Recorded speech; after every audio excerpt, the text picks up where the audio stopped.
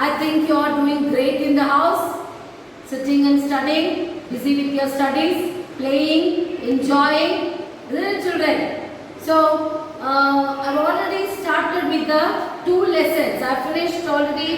Totally, I've started with 3 lessons, that is means of transport, means of communication and industries. Okay, children? So now, today I am going to start up with the lesson water resources. Water resources. Can you survive without water?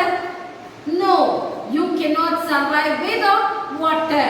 Okay, water is the most important natural resources. Okay, life is not possible without water.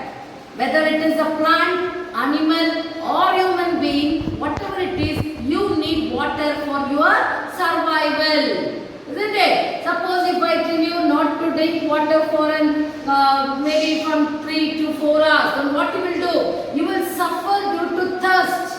You will run here and there. You will search for water. You will get little water. With that water, you will be little bit satisfied. Isn't it? For your survival, water is very, very important. Water is used for so many purposes like drinking, cooking, washing, cleaning, agricultural, industries. Then it is used for so many things, for the plants to grow, for animals. Isn't it? So everybody needs water. Water, all living beings require water to grow and reproduce. Understood? So water is a very, very important natural resources. Okay. Many people in India, what do those? Many people in India, they practice farming. Farming, agriculture. India is a agricultural country. So our economy is the backbone. Agriculture is the backbone of our Indian economy. So rain, what does the farmer depend on? The farmers, they depend upon rain. Rain is the most important source of water to the field. Okay, our farms need rainfall. As you all know, rainfall is unevenly distributed. It is unevenly distributed. It is not the same everywhere. Okay, and water is not compulsory. It is not everywhere. Okay, so that is water is very, very important for the fields to grow. But moreover, what I am telling is the farmers are depending on the rain. So without water, as you all know, rainfall is uncertain. It will not come in time. So due to that, crops cannot grow. Isn't it? So what will happen? Rainfall is restricted to a few months and is also irregular and inadequate for a whole year. For the whole years to grow the crops, water is inadequate. There is no sufficient supply of water. Thus, we cannot depend only on the rain. Isn't it? We cannot depend only on the rain for the healthy growth of crops. The crops has to grow, it needs water. Right, children? In your house also, when you are keeping a small plant, every day you will water the plant because plants need water to grow. Okay, same way the crops, the farmers use water to the growth of crops. Cultivation, when you want to cultivate, water is very, very essential. So, depending on this rainfall is not possible at all. You cannot depend on the rainfall. So, for the proper growth of crops and for the large production, adequate and regular supply of water is essential. If the production should be more, then what should be there? Adequate supply of water should be there. Without adequate supply of water, the cultivation cannot be done. Crops cannot be grown. So, irrigation projects such as canals, wells and irrigation tanks have been built to water the fields during the dry month of the year. When there is no rain, when the plants need water, so what they'll do? They will provide with the irrigation facility. What is irrigation? It is the artificial supply of water.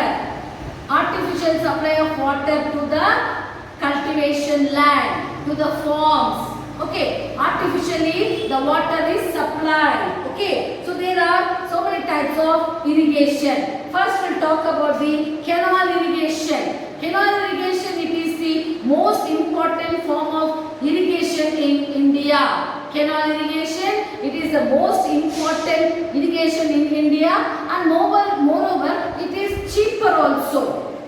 Okay, it is cheaper also. It is an artificial channel. It is an artificial channel that is constructed to carry water to field to perform irrigation. Okay, the water is taken either from, the water may be taken either from the river, tank or reservoirs. Okay, what is reservoirs? Reservoirs is nothing but a large lake. It is a large lake where water is stored to be used by a particular city or area, etc. Okay, it is a large lake. It is a large lake where water is stored. Water is stored to be used by a particular city or area. That is only reservoirs. Okay, so now channels, they carry stored river waters to field as and when required. When it is required, water is carried out. Okay. Next it is, you have when the rivers are flooded during the rain, the extra waters, when they flooded, you know, when the situation of flood. Now latestly you are seeing due to flood, so many things are spoiled. Everything is destroyed. So many animals have died. So many houses have collapsed. So many human beings died due to the flood because the water is not controllable. Okay, so there when the rivers are flooded during the rain, the extra water is diverted into the canals. Okay, and that carry water to distant field. Understood? A network of man-made canals can turn a barren land into a green land. Wherever there is no rain, wherever the farmers don't find water during the time, this canal irrigation, the irrigation will provide water. The barren land, what is barren land? Where you cannot grow anything, where nothing is being cultivated. That place, this water supply will become a green land. The barren land will change into a green land because of the supply of water. Understood, children? So, some of the important canals are the Shirindi Canal, Agra Canal, Narmada Canal, Bakra Canal and the Indira Gandhi Canal. Along the course of river, huge concrete walls called dams. What is a dam? A dam is a barrier that slopes, that stops. That is a barrier. Barrier means what? You will keep the barrier to stop. Okay, stop or restrict the flow of water or underground streams. That is only dam. Dam, it is a barrier that stops or restricts the flow of water. Understood? So, dam is used to store water, waste water and other reasons such as flood control, then human water supply, irrigation, energy generation. For all these purposes, dams are used. Understood, children? You will be knowing dam or seeing the dam, how it is constructed. This man, okay? So, these dams, what will happen? It will block the flow of river water, thus forming lakes behind these. So, the man-made lakes called reservoirs, I told you, it's the large lake water where water is stored. Okay, so this water is diverted to canals. You know, canals, the water reservoirs, they collected the water, storage of water, that is diverted to the canals. Okay, canal to irrigate the field. So, for example, Punjab, Haryana, Uttar Pradesh, Gujarat, West Bengal and Tamil Nadu have a large network of canals. Okay, places where you have large network of canal, where water supply, artificial water supply is going there. So plenty of crops can be grown. Water from the reservoirs is allowed to flow from high level to the ground level. From higher level, the water is flowing to the ground level. The energy from this water, it is being forced to use generate hydroelectricity. Okay, the Bakra Nangal Dam built across river Shatledge provide electricity. Okay, so I told you the water coming from the above reaches to the ground level. It is also created, the hydroelectricity power is converted there. Okay, so dams are used. Water I told you it is a natural resources. Water is a must. So these are all the ways how you can store the water and keep. Understood, children? So Delhi and its neighboring states, waters from help irrigate large areas of land in the northern states like Punjab, Haryana and Himachal Pradesh. They all will be knowing the field farmers are more, cultivation is more, so they need plenty of water, and so this irrigation or dam, it provides artificial supply of water to the cultivatable land. Understood, children? As I told you, if you don't pour water, cultivation cannot be done. Okay, so dams also help in controlling floods in the river basins. It also helps in controlling the flood. Have you seen flood? Yes, you have seen in the TV. Latest news is that only when you open up the TV, the latest news about the flood is coming. The water is rushing and coming. You cannot stand. No vehicle, a lorry also cannot stand. So with so much force the water is coming. Okay, and so this dam will help in controlling the floods in the river basin. Dams are called multi-purpose. Multi means what? Many purpose. Dams are used for many purposes called project as they provide water for irrigation. Multi-project. Okay? Multi-purpose project it is used. It is providing water for irrigation, generating hydroelectricity and help control flood. These are all the major things that is the dam is doing. It is controlling the flood. It is supplying hydroelectricity. Okay, so many such projects have been constructed along major rivers in India. As I told you, that is the Bakra Nangal. Bakra Nangal, it is the highest dam, and Hirakud, it is the longest dam. Okay, now Jawaharlal Nehru, the first Prime Minister of India, what did he call the dams? He called the dams as temples of modern India. Nehru, he was the first Prime Minister of India. He called the dams as the modern temples of the modern India. Temples of the modern India. That means he considered the dams to be sacred. He gave much importance to the dam, as because dams are providing with so many facilities to increase the economy of the country. By supplying water to the cultivable land.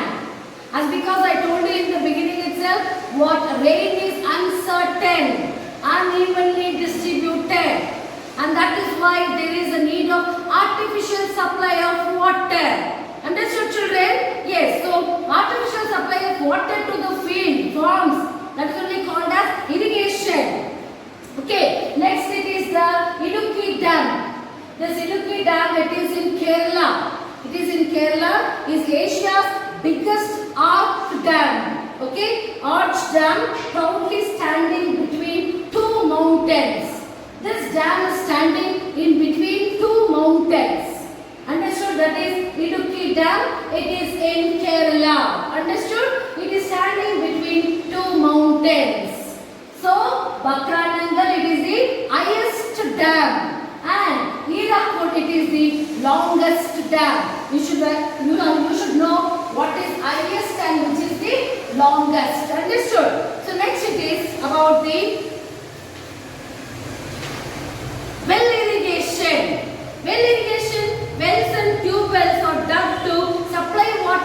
areas where no major rivers flow but underground water is available. There what will happen? The water is drawn out by Persian wheel or rahar. You know, wheel like thing will be there, like this. Okay, with that help they will draw the water. You will see it in the villages. Most of you are gone to a native. You know, native you will be seeing the well how the water is lifted. Is it? So through that water is lifted from the underground water is at a great depth. The great deep water is at the depth also. The water is pulled due to that pressure. Okay, using the motors. Using the motors at places where drilled and are fitted with pipes. They drill that and fix up pipes along with that. And once they on the motor will lift the water from the underground. Water will be lifted from the underground and it is transferred, it is given to the plants for the forms. Understood? So through the walls with the help of electric pump. Through the electric pump. When you on the pump, the electrician there, the water is lifted up. Okay? These are called tube wells. Such wells and tube wells are mostly found in Uttar Pradesh, Jharkhand, Bihar, Rajasthan, Gujarat and Maharashtra. All these places you have this tube well system. Well, under the depth of the well, they connect up tubes, pipes. Through that they pump the water through the electric pumps. Understood? So that way water is being supplied to the farms. Okay, next you have the tank irrigation. In many areas where the land is uneven, always you will not see the land evenly. Is it? Somewhere the slopes will be there, somewhere it will be in lower, somewhere it will be curved. Is it? So land is uneven. So rainwater gets collected in the hollows of lowland. With the rain, lowland, what will happen? Water will be collected there. Lowland, water will be collected, forming natural water lakes. Okay, wherever lowlands, as I told you, the rainwater gets collected in the hollows of lowlands and forming natural water tanks. Okay, it will become hollow and there itself tank will be established. This stored water is then used to irrigate field. This method of tank irrigation is practicing mainly in Andhra Pradesh and Tamil Nadu. This type, the tank irrigation is mainly practiced in Andhra Pradesh and Tamil Nadu. We need large quantities of fresh water for various purposes. Can you drink salty water? No, we need fresh water. In cities, water is made available through taps. How you receive water directly? You are receiving water through the taps. In rural areas, people draw water from wells, rivers, lakes and ponds. That is happening in the rural area. Whereas in the urban areas, in the cities, water you are receiving through taps. Okay. So, but today, state government are working towards reaching water supply to every home in the villages. Now, before I told you, the water, they used to draw the water from the wells, tanks, rivers, lakes. That was the source of water. But nowadays, the government is giving them so many encouragement, providing facilities for every houses to be given taps. So nowadays, the village people also, they get the water through the taps. Water is valuable natural resources and we should not waste it. As it is a natural resources. Okay. So water also will get finished. Then what will happen for the future generation? So we are waiting for the rain. As you all know, rain is unevenly distributed. Water is very, very important for the survival of life on the earth. Without the existence of water, you cannot survive. Understood, children? So, I think by now you have understood the uses of water and what are the purpose the water is used for and which is the highest and the longest dam in India and what are the types of irrigation, canal irrigation, well irrigation, tank irrigation. And you have so many irrigation other than that also is there. Okay, so how you produce, what are the dams used for? What is the dam? Dam is a barrier that stops or restrict the flow of water. Okay, and I told you dam is used to store water, waste water. Okay, so these are all the things which I explained to you in this lesson. I'll be sending you the notes, copy the notes and finish the notes, children. And before that, many of you have not done your admissions. Why? If you do your admissions only, you can get your textbooks as well as your notebooks. When you get your textbook along with me, you can open up the textbook and go along with me. Wherever I am explaining, you can also go along with the textbook. And wherever you have doubts, you can ask me. Little children, at least for that purpose, whatever amount you are having, with that amount, do the admission. And take your books and write your notes in time. Understood, children? Yes, I hope you will do the admission and take the books. Thank you.